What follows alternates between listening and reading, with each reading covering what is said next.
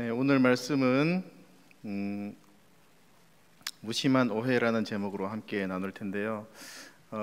오늘 장애인 주일이어서 장애인들을 좀 생각을 해보면 예전과는 다르게 그래도 요즘에는 장애인에 대해서 좀 긍정적인 시선을 많이들 보여주고 있는 것 같습니다.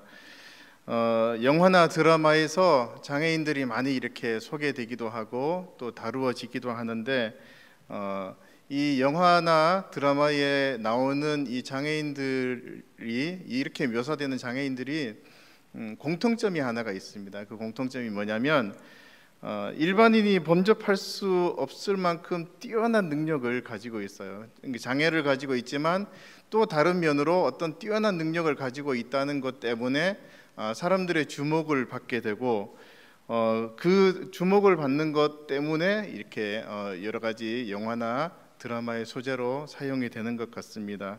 어떤 사람은 암기력이 좋아서 한 번 본 것은 다 이렇게 기억을 해내는 그런 경우가 있기도 하고, 또 음악적인 재능이 있거나 또 수학적으로 뛰어난 능력을 가지는 그런 경우들을 우리가 매체를 통해서 보게 되는데요.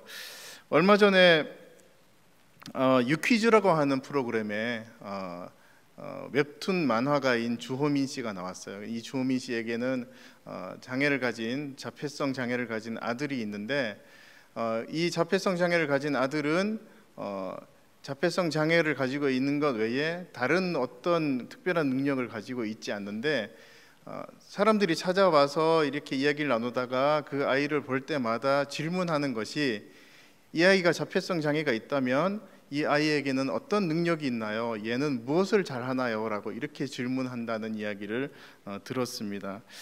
그런데 이 자폐성 장애를 가지고 있으면서 특별한 능력을 발휘하는 어떤 특별한 능력을 가지고 있는 사람들을 가지고 서번트 증후군이라고 이렇게 이야기를 하는데, 서번트 증후군의 그 발생할 확률은요, 전체 자폐성 장애인 중에서 1000명 중에 1명꼴로만 나타나는 아주 확률이 낮은 확률로 이렇게 나타나는 사람들입니다. 그런데 사람들은 누군가를 볼 때 그 사람이 가지고 있는 삶의 모습이라든지 그 사람의 존재 자체를 보는 것이 아니고 그냥 그 사람이 가지고 있는 특별한 능력에만 주목을 하고 거기에만 집중을 하려는 습관이 있는 것 같습니다. 그래서 모든 자폐성 장애인들이 이런 증세를 이런 그 형태를 보일 거라고 그렇게 착각을 하고 오해를 하는 경우들이 발생을 하는 것입니다. 요즘에 소통 전문가로 유명한 김창옥이라는 분이 이런 이야기를 하는 걸 제가 들었는데요. 돈이 많은 사람을 흔히 우리가 잘 산다라고 이야기를 하는데 잘 사는 것이 아니라 그냥 그 사람은 부자일 뿐이고, 돈이 없는 사람을 못 산다라고 얘기하는데 그 사람은 못 사는 것이 아니라 그냥 가난한 것뿐이다 라고 이렇게 이야기하는 것을 들으면서 우리가 정말 무심코 그냥 이야기하는 그런 이야기들 속에서 나도 모르게 내가 다른 사람을 이상한 잣대를 가지고 사람들을 판단하려고 했구나라는 것을 좀 깨닫는 기회가 되었습니다. 오늘은 우리가 좀 가지고 있는 이런 잘못된 정보 또 무관심 이런 것들이 어떤 결과를 낳는지를 좀 살펴보고요. 우리가 무엇을 바로 알아야 되는지, 그리고 어떤 태도로 살아야지 하나님이 주시는 은혜의 열매를 맺을 수 있는지를 같이 좀 나누어 봤으면 좋겠습니다. 오늘 말씀은 우리가 잘 알고 있는 달란트의 비유예요. 주인이 종에게 각각 5달란트 또 2달란트 1달란트를 맡깁니다. 종들에게는 주인이 돌아올 때까지 주인이 맡긴 재산을 잘 운영해야 되는 그런 책임이 주어졌는데요. 셋 중에 2명의 종은 그 맡은 달란트로 장사를 해서 그만큼의 이익을 얻어서 주인에게 그 원금과 이익금을 다 돌려주었습니다. 하지만 한 명의 종은 어쩐 일인지 그 돈으로 장사를 하지 않고 땅에다가 묻어둔 채로 두었다가 주인이 왔을 때 그냥 그 묻어두었던 달란트를 끄집어내서 원금만 돌려줍니다. 이윤을 남긴 2명의 종은 주인에게 칭찬을 받죠. 그리고 주인에게 기쁨을 줍니다. 그리고 그 원금과 이익금을 받아서 누리는 영광을 얻게 되죠. 하지만 원금을 그대로 두었다가 돌려주었던 한 명은 그 원금을 빼앗길 뿐만이 아니라 또 주인의 집에서 쫓겨나기까지 하는 그런 결과가 생깁니다. 저는 어릴 적에 이 이야기를 보면서 두 가지 참 의문점이 생겼는데요. 하나는 여기에 등장하는 주인이 참 무서운 사람이라는 생각이 들었어요. 이익금을 남긴 이 종들에게는 한없이 자상한 주인인데, 그런데 이윤을 남기지 못한 그 종에게는 너무나 냉정하고 또 너무 심하게 차갑게 대하면서 쫓아버리기까지 하는 너무 극단적인 결과를 낳는 것이 아닌가라는 그런 생각을 했습니다. 이 비유에 등장하는 주인이 예수님이고, 그리고 그 종이 나라고 생각을 하니까 더 부담이 되는 거예요. 내가 하나님 앞에 이익금을 남겨드리지 못하면 나 혹시 지옥 가는 거 아니야? 이런 생각이 들기도 했습니다. 두 번째로 제가 가졌던 의문점은 이 주인이 하는 처사가 좀 불합리하다는 생각이 들었어요. 한 달란트 받은 종이 비록 이윤을 남기지는 못했지만 그렇다고 원금을 손실한 것은 아닌데, 그런데 그 원금을 손실하지 않았음에도 불구하고 그것을 인정해 주지 않고 막 야단을 치고 심지어 집에서 내쫓는 일까지 벌어지게 된다는 것을 보고, 이 대목을 보면서도 저도 역시 내가 하나님 앞에 뭐라도 남겨드리지 않으면 하나님은 나에게 화를 내실 거야, 이런 생각을 하면서 좀 두려운 마음과 부담감을 많이 가지고 있었습니다. 여러분은 이 말씀을 보면서 그런 생각이 드신 적이 없으신가요? 나는 하나님의 말씀을 한 번도 의심한 적이 없다, 이렇게 생각하시겠지만 아마 이제 저 혼자 이렇게 의심을 했던 것 같습니다. 우리가 이 말씀을 보면서 마음에 부담이 생기거나 또 불편한 마음이 생기거나 또 내가 어떻게든 노력을 해서 하나님을 기쁘게 해드려야 되는 것이 아닌가라는 그런 생각이 든다면 사실 이 말씀을 좀 오해하고 있는 것이라고 볼 수 있습니다. 그래서 오늘 말씀을 통해서 하나님과 달란트에 대한 이 오해를 좀 우리가 좀 해소를 하고 하나님의 뜻을 잘 이해할 수 있는 그런 시간이 되었으면 좋겠는데요. 첫 번째로 우리가 오해할 수 있는 것이 뭐냐면 달란트에 대한 잘못된 오해를 우리가 가지고 있습니다. 종들이 주인에게 달란트를 받았어요. 당시 한 달란트라고 하는 그 금액의 가치는 근로자가 20년 동안을 벌어서 모아야지만 가질 수 있는 그만큼의 돈의 가치였다고 해요. 그러니까 20년 동안 벌 수 있는 돈을 이 당시에 종의 신분으로는 절대로 가질 수 없는 만큼의 큰 금액이라고 볼 수 있습니다. 그런데 주인은 이런 큰 금액을 종들에게 그냥 맡겼어요. 자기의 소유이지만 종들에게 맡겼습니다. 여기서 이제 맡겼다라는 말은 그 종들이 그 돈을 받아서 그것을 장사를 해서 이윤을 남겨야 된다라고 하는 것을 포함하고 있는 내용입니다. 그래서 종들은 주인의 돈을 받았을 때 그것을 장사를 해서 이윤을 남겨서 주인에게 돌려주어야 할 의무를 부여받게 되는 거죠. 이 대목에서 우리는 사실은 부담감을 가지게 됩니다. 어떤 사람들은 보니까 아주 지식적으로 업적을 세우는 사람이 있고, 어떤 사람은 예술적으로 명성을 떨치는 사람이 있고, 어떤 사람은 운동으로 이렇게 우승을 하고 이렇게 하면서 하나님께 영광을 돌리는 그런 모습들을 보면서 그들과 비교했을 때 나는 정작 가진 것도 없고 재능도 없고 건강도 없어서 하나님 앞에 아무 열매도 드릴 수 있는 것이 없다라는 생각을 가지게 되는 것이죠. 제가 만나는 장애를 가진 성도님들 중에도 이런 이야기를 하시는 분들이 많아요. 내가 봉사를 하고 싶어도 장애 때문에 어렵고 헌금을 많이 하고 싶은데 내가 가진 돈이 없고 그래서 하나님 앞에 늘 죄송한 마음입니다 라고 이렇게 말씀하시는 분들이 많습니다. 그런데 우리가 한번 생각을 해보면 큰 재능과 큰 능력으로 하나님께 영광을 올려 드릴 수 있는 그런 사람만 인정을 받는다면, 반대로 배운 것이 없어서 건강이 없어서 아무 재능이 없어서 장애로 인해서 한계가 있어서 그래서 하나님 앞에 아무것도 드릴 것이 없다는 그런 형편에 놓이는 사람이 있다면 우리가 얼마나 불쌍한 인생을 사는 것이 될까요? 예수님이 말씀하신 이 비유는요, 천국에 대해서 설명하시는 중에 나오는 내용입니다. 우리가 어떻게 은혜를 입고 천국 백성이 될 수 있는지에 대해서 알려주시기 위해서 말씀하신 것이 이 달란트의 비유라는 것이죠. 그렇게 봤을 때 이 비유에서 주인이 자신의 재산을 종들에게 맡긴 것은 너희들이 얼마나 많이 남기는지 보자라고 눈에 불을 켜고 보시려고 하는 그런 의도가 아니라 그 종들에게 어떤 혜택을 주기 위해서 이렇게 했다라고 생각할 수가 있는 것입니다. 그 단서를 우리가 좀 말씀에서 찾을 수 있는데요. 21절 말씀 같이 읽어볼까요? 그 주인이 이르되 잘하였도다 착하고 충성된 종아, 네가 적은 일에 충성하였음에 내가 많은 것을 네게 맡기리니 내 주인의 즐거움에 참여할지어다 하고. 자, 주인은 각각 5달란트와 2달란트 받은 종들이 이윤을 남겨서 내놓으니까 두 종에게 똑같은 칭찬을 합니다. 그런데 그 칭찬의 결론이 무엇이냐면 내 주인의 즐거움에 참여할지어다라는 이야기로 마무리를 해요. 보통 잔치를 열면 주인과 주인의 가족과 주인의 지인들 초대된 사람들이 와서 막 먹고 함께 즐거움을 나누고 즐기게 됩니다. 그런데 그 잔치에서 즐길 수 없는 사람들이 있는데 종들이에요. 종들은 그 잔치를 같이 즐기는 것이 아니라 주인과 그 지인들이 함께 즐길 수 있도록 뒤에서 열심히 일하면서 봉사를 해야 되는 사람들이 종들입니다. 그런데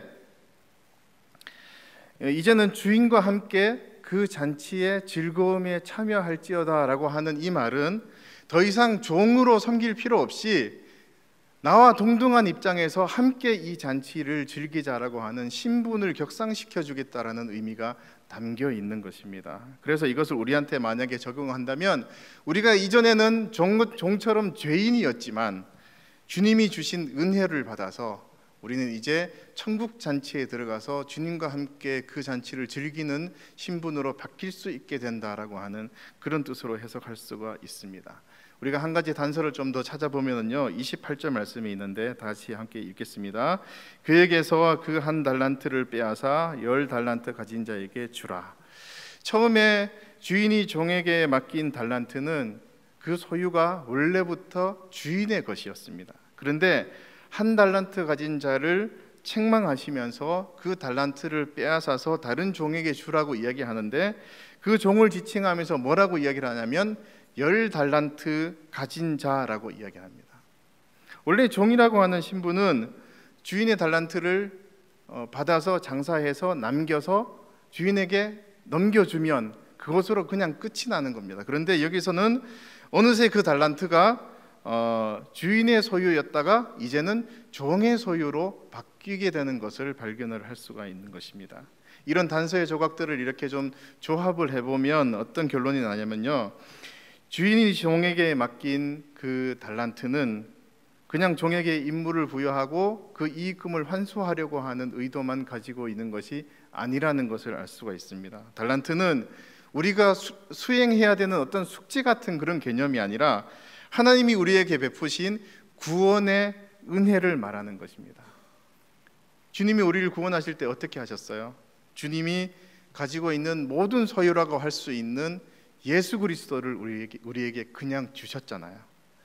그리고 주인이 맡긴 만큼의 그 큰 재산을 이 종들은 절대로 스스로 만들어낼 수 없는 것처럼 우리들도 역시 내 힘으로는 절대로 하나님의 구원에 도달할 수 없기 때문에 하나님의 은혜로만 이 구원이 우리에게 주어졌다는 것을 알아야 되는 거죠.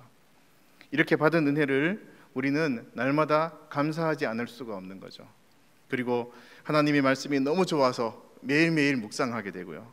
그리고 큰 문제를 만났을 때 하나님 앞에 엎드려서 기도하게 되고, 그리고 하나님이 주신 그 은혜가 너무 감격스럽고 크고 놀라워서 그 은혜가 필요한 사람을 볼 때마다 나누어 주려는 마음이 우리 속에 생기게 되는 것이 달란트를 받은 자, 은혜를 받은 자, 즉 우리 그리스도인들의 보통의 삶이 될 수 있다는 것입니다.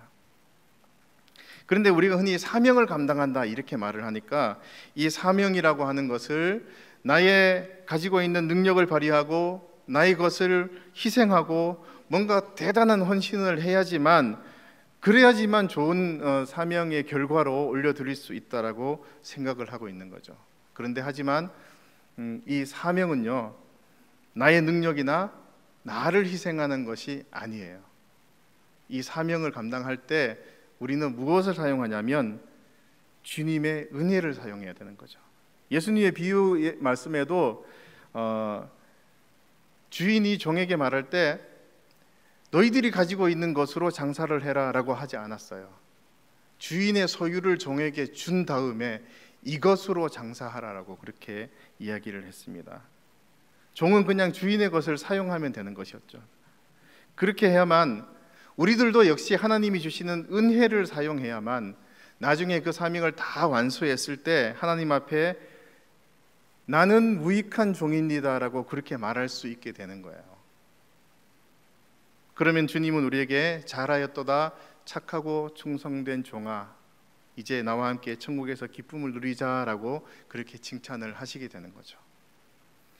이것이 바로 우리가 하나님 앞에 내놓을 열매라는 것입니다. 결국 달란트로 장사를 해서 이윤을 남긴다라고 하는 것의 이 말씀의 뜻은 내가 하나님으로부터 받은 그 은혜를 인정하고 누리고 그리고 나누는 아주 보통의 그리스도인의 삶을 살면 주님이 우리를 통해서 주님의 은혜로 열매를 맺게 해주신다라는 것입니다. 그렇기 때문에 우리가 생각을 해보면 하나님 앞에서 사명을 감당하는 데 있어서 누가 더 능력이 있고 누가 더 큰 일을 하고 누가 더 많은 열매를 맺느냐를 비교할 필요가 없는 거죠. 어떤 사람은 더 많은 결과를 만들어서 올려드리려고 상대적으로 적게 가지거나 또 능력이 부족하거나 장애가 있는 그런 사람들에 대해서 저 사람들은 올려드릴 게 없을 거야 라고 이렇게 착각하는 경우가 우리 속에 있을 수 있다는 것입니다. 우리 15절 말씀 같이 한번 읽어볼까요? 각각 그 재능대로 한 사람에게는 금 5달란트를, 한 사람에게는 2달란트를, 한 사람에게는 1달란트를 주고 떠났더니 했습니다. 주인이 달란트를 종에게 맡길 때 차등을 두었습니다. 우리는 이것을 보면서 어떤 사람은 하나님으로부터 많은 재능을 받았고 어떤 사람은 적은 재능을 받았어라고 하나님이 우리를 차별하시는 거야라고 이렇게 오해를 할 수도 있습니다. 그런데 말씀을 다시 살펴보면 각각 그 재능대로 주셨다라고 되어 있습니다. 재능이라는 것은 우리가 좀 바꾸어서 생각을 하면 어떤 뜻이 되냐면 각 사람에게 부여된 삶의 모습이라고 볼 수 있어요. 이것은 교수일 수도 있고 판사일 수도 있고 부자일 수도 있어요. 그런데 또 어떤 사람은 가난할 수도 있고 장애를 가지고 있을 수도 있고 매일 병에 시달리는 그런 삶을 살 수도 있어요. 그러다 보면 세상의 기준으로 봤을 때 건강하고 돈이 많고 또 재능이 더 뛰어난 사람들이 하나님께 더 좋은 열매를 올려드릴 수 있을 거라는 생각이 자연스럽게 들게 되는 거죠. 그렇지만 우리가 알아야 될 것은요, 결정적으로 이 비유에 나오는 종들의 운명을 결정한 것은 종들의 능력이 아니라 종들의 각각의 재능이 아니라 하나님이 주신 달란트였었다는 것이죠. 마찬가지로 우리들을 볼 때 어떤 사람들은 능력이 대단하고 어떤 사람들은 비참하게 사는 것 같지만 이런 조건들이 우리의 운명을 결정하지는 않는다는 것을 알아야 됩니다.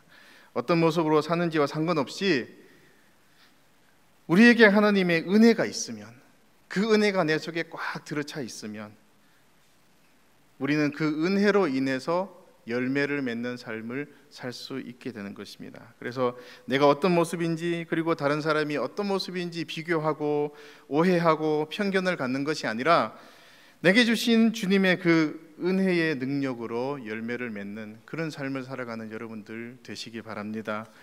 두 번째로 우리가 오해할 수 있는 것은요, 하나님이 주신 달란트에 대해서 무관심하기 때문에 오해가 생깁니다. 예수님이 이 비유에서 5달란트와 2달란트를 받은 사람은 주인의 것으로 장사를 해서 이윤을 남겨서 돌려주었습니다. 주인은 이 두 종을 크게 칭찬하면서 주인의 즐거움에 함께 참여하자라고 했어요. 그렇지만 1달란트 받은 사람은 그 달란트를 땅에 묻어두었다가 원금 그대로 주인에게 돌려주었죠. 그랬더니 주인은 그것을 크게 책망을 하고 땅에 묻어둘 거면 차라리 은행에 맡겨서 이자라도 받게 해야 되는 것 아니냐라고 하면서 그 달란트를 빼앗아서 더 많이 가진 사람에게 주고 그 종은 쫓겨나게 되는 거죠. 원금을 보존했다면 그냥 칭찬을 받지는 않더라도 이렇게 과하게 책망을 받고 쫓겨날 일인가 하는 생각이 우리에게 들 수도 있습니다. 그렇지만 우리가 무심코 이것을 세상의 논리로 이해하려고 했기 때문에 그런 생각이 드는 거죠. 우리 앞서 말씀드린 것처럼 이 달란트는 하나님이 우리에게 베풀어 주신 구원의 은혜입니다. 그런데 그 구원의 은혜를 받아들이지 않고 땅에다 묻어두었어요. 그렇다면 하나님이 주신 은혜를 땅에 묻어두었다는 것은 하나님의 은혜를 거부한 것과 마찬가지가 되는 것입니다. 하나님의 은혜를 받고 싶지도 않고 그 은혜가 어떤 대가를 치른 것인지도 모르고 그 은혜가 필요 없으니까 땅에 그냥 묻어두고 관심을 끊어버리려고 하는 그런 심리가 우리 속에 있는 거죠. 그래서 이 종이 원금을 한 달란트를 땅에다가 묻어둔 것은 그 원금이라도 지켜내려고 하는 그런 노력을 한 것이 아니에요. 그냥 달란트를 제공한 주인을 완전히 무시한 행동을 한 것이 되는 것입니다. 왜 이런 행동을 했을까요? 우리 24절 말씀 같이 읽어볼까요? 한 달란트 받았던 자는 와서 이르되 주인이여 당신은 굳은 사람이라 심지 않은 데서 거두고 해치지 않은 데서 모으는 줄을 내가 알았으므로. 이 종은요 달란트뿐만이 아니라 주인에게도 관심이 없었어요. 주인이 어떤 마음으로 자기에게 재산을 맡겼는지를 아무 관심이 없어요. 아마도 주인이 그 큰 돈을 마련할 때도 그냥 아무 노력 없이 아무 대가 없이 마련했을 거야. 그리고 돈이 남아 도니까 그냥 심심풀이로 재미삼아서 우리한테 맡겼을 거야 라고 자기 마음대로 그 주인의 의도를 해석을 한 거죠. 그러다 보니까 괜히 장사했다가 원금을 손해보면 혼날 것 같으니까 그러니까 그냥 에이 땅에다 묻어두자라고 그렇게 생각을 했던 것입니다. 이것을 우리에게 좀 적용을 해본다면 하나님이 우리에게 구원을 베푸실 때 믿기만 하면 거저 주신다고 했죠. 그러니까 하나님이 거저 주시니까 그 거저 주신 것이 너무 가치가 없어 보이는 거예요. 너무 가볍게 생각이 드는 거예요. 그래서 하나님이 우리 죄인인 우리를 구원하시기 위해서 얼마나 오래 참으시고 얼마나 많은 시간을 애태우시면서 기다리셨는지에 대한 아무 생각이 없는 거죠. 우리를 구원하시기 위해서 결국에는 당신의 아들을 십자가에 못 박는 고통까지 감수하셨던 그 주님의 애타는 마음을 전혀 이해할 마음이 없었던 것입니다. 그냥 아무 관심이 없는 거예요. 우리는 우리 마음속에 이 한 달란트 받은 종의 마음이 도사리고 있는지를 좀 살펴볼 필요가 있습니다. 주님이 말로 할 수 없는 그 큰 희생과 사랑으로 나를 구원하셨는데 우리는 그 희생과 사랑을 무시하는 거죠. 정작 나는 주님의 은혜보다 이 세상이 더 좋아요. 그래서 욕심나는 것도 많고 누리는 것도 많아요. 그래서 하나님이 계신 것을 믿지만 그렇지만 하나님이 내 삶에 아무것도 관여하지 않으셨으면 좋겠다는 생각을 하는 겁니다. 세상에서 제공하는 것들을 다 누리고 그냥 편안하게 살고 싶어요. 그러다가 마지막 날에 주님이 오셨을 때 내가 땅에 묻어두었던 그때 하나님이 나를 구원하셨지 라고 하는 그 구원의 은혜를 그때 끄집어내가지고 하나님 앞에 내밀고 나 천국 가게 해주세요 라고 그렇게 요구하려는 심산이 우리 속에 있을 가능성이 있는 거죠. 그러면서 주님 제가 그래도 원금은 보존했지 않습니까? 라고 이렇게 뻔뻔스러운 말을 해서는 안 된다는 것입니다. 누가복음 15장에 보면 우리가 잘 아는 탕자의 비유가 나옵니다. 아버지의 재산에서 자신의 몫을 받아들고 집을 떠났던 둘째 아들이 다시 돌아왔을 때, 다 잃어버리고 다시 돌아왔을 때 아버지는 그 죽었던 아들이 다시 돌아왔다라고 하면서 잔치를 벌입니다. 그런데 그 광경을 보고 아주 불쾌하게 생각하면서 들어가지 않은 사람이 있는데 첫째 아들입니다. 불쾌하게 생각을 하면서 아버지에게 이렇게 말하는 내용이 있는데요. 같이 읽어볼까요?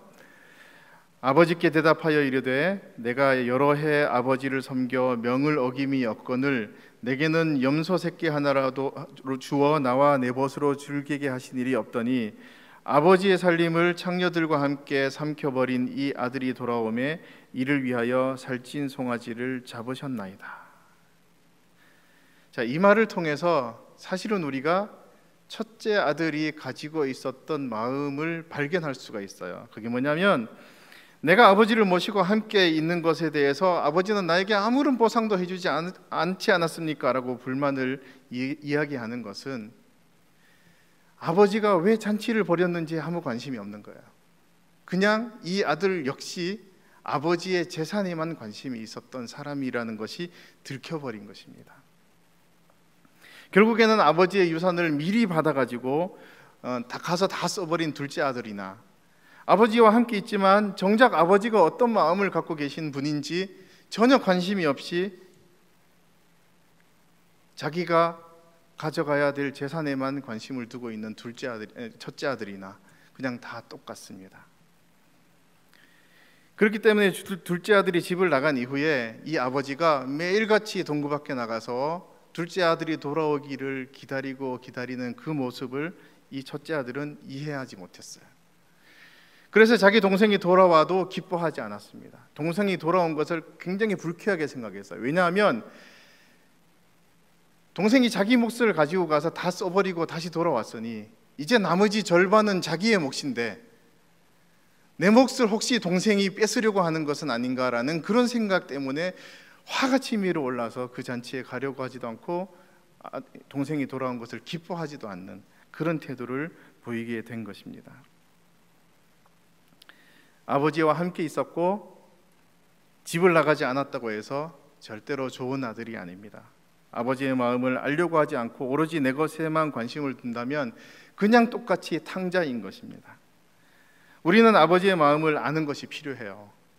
하나님의 은혜를 입었고 구원받은 천국의 백성이라고 자부하면서 그렇게 교회 안에 머물러 있는 것으로 안심하면서 그냥 겉으로는 그리고 속으로는 나의 행복과 나의 안전을 추구하면서 결국에는 아버지의 재산만 관심을 둔 그 첫째 아들처럼 우리가 되어서는 안 되는 것이죠. 이것은 하나님이 주신 은혜를 무시하면서 땅속에 묻어두었던 이 한 달란트 받은 종과 똑같은 것이 되는 것입니다. 우리는 하나님의 그 애타고 불타는 마음을 함께 할 줄 알아야 됩니다. 하나님은 집 나간 아들을 기다리는 것 같은 그런 불타는 마음으로 하나님의 은혜가 필요한 그곳들을 계속 바라보고 계시죠. 근데 그 하나님의 시선이 닿는 곳에 누가 가야 되냐면 먼저 은혜를 받은 우리들이 가야 되는 거예요. 하나님의 시선이 머무는 곳은 결코 우리와 멀리 있지도 않습니다. 왜냐하면 우리의 가족이든 이웃이든 하나님의 은혜가 필요한 사람들은 우리 주변에 다 있어요. 우리에게 하나님이 먼저 은혜를 베푸신 것은 내 주변에 있는 은혜가 필요한 사람들을 위해서 먼저 세워주신 것이라는 것을 알아야 됩니다.